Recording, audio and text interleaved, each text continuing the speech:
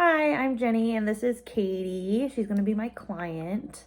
We're going to do scenario number 2, which is she's in the contemplation stage of change, and it's our first session. Her drug of choice is marijuana, and she's kind of finally identifying what she sees as pros and cons of quitting, and she wants help with that. So here we go.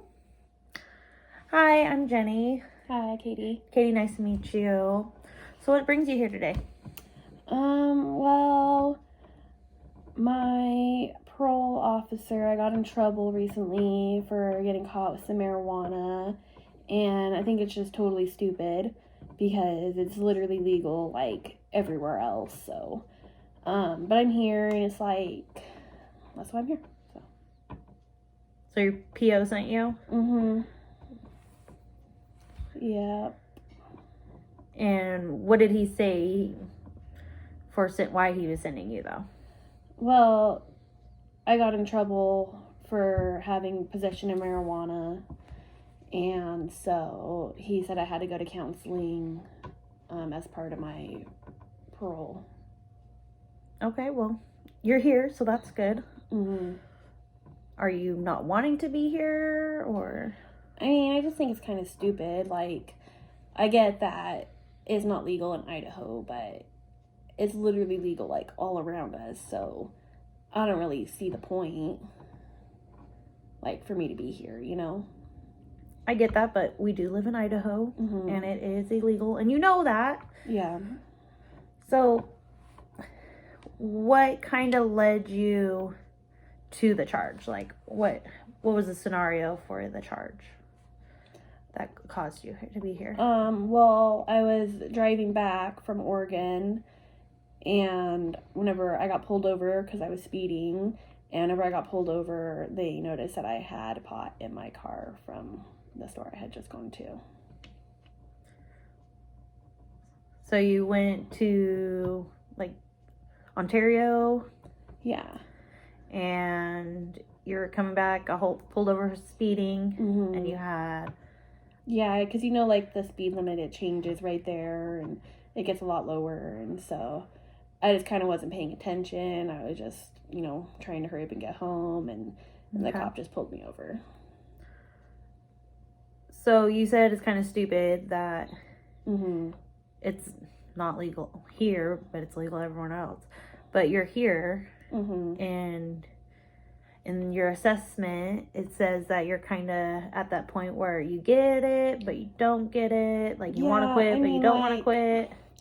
I have, you know, like, I get that's not good, and obviously it led me to this charge, which I don't want because it's my first charge. And, like, so it's like, I get that it's, like, bad, but at the same time, like, it helps me.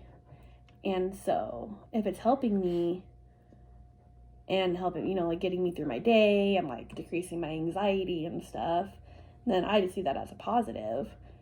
And so it's like, yeah, I don't want to get in trouble anymore, but I also don't, you know, want to have some of the other problems that I have if I don't do it. So you're using pot as medication? Yeah. To help your anxiety? Yeah. Okay. Have you ever done med management, seen mental health counselor for that? Like, I have, but, you know, like, a lot of that stuff's way worse for your body than just marijuana is, because marijuana is pretty, like, simple, and it's, in my opinion, I think it's less addictive than, like, if I was on something else for it, like Xanax or something. Those are pretty bad for you. And so I just see using marijuana it's just a lot better for you. Okay.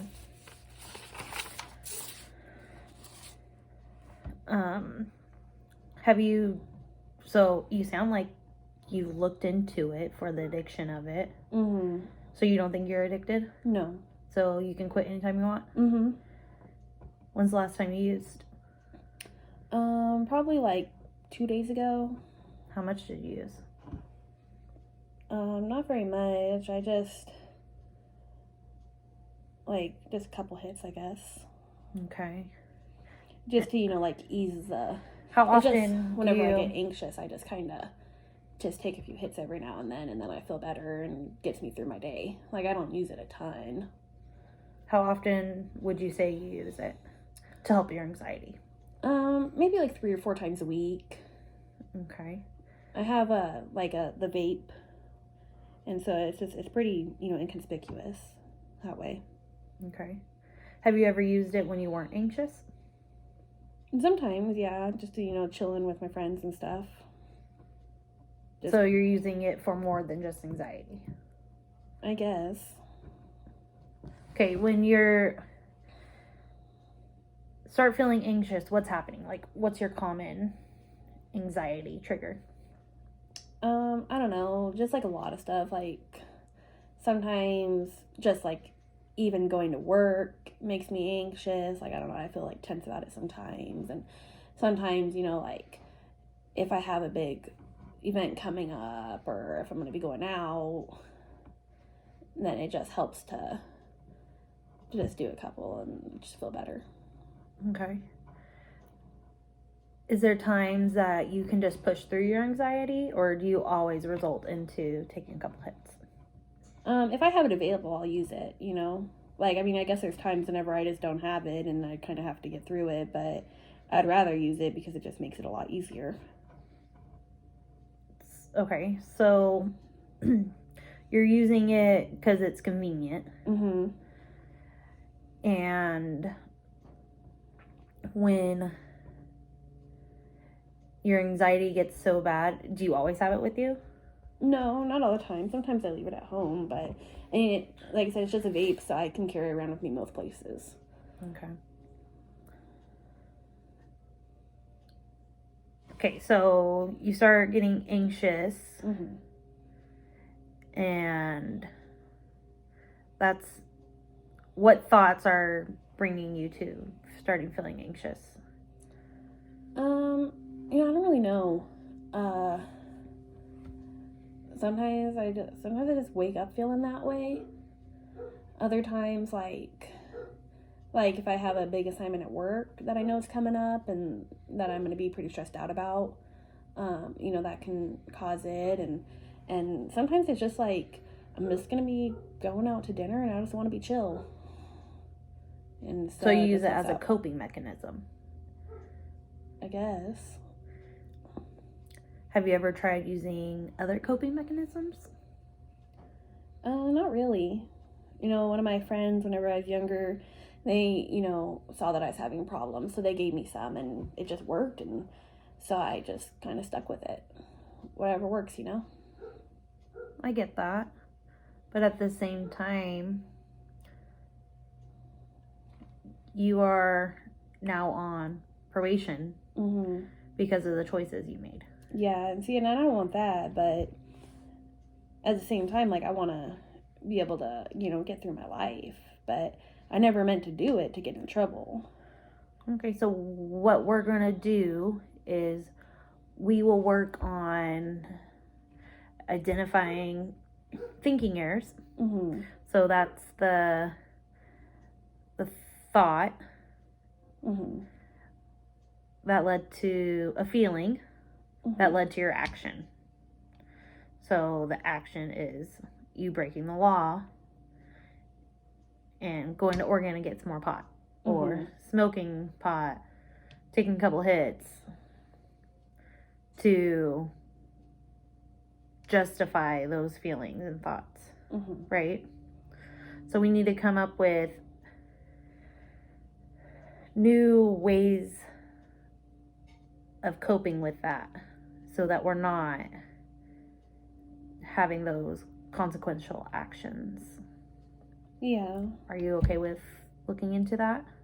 Yeah, I guess. I just still think it's stupid altogether. I mean, if it's legal in Oregon and it's legal everywhere else, why isn't it legal here, Do you see pros to trying it my way?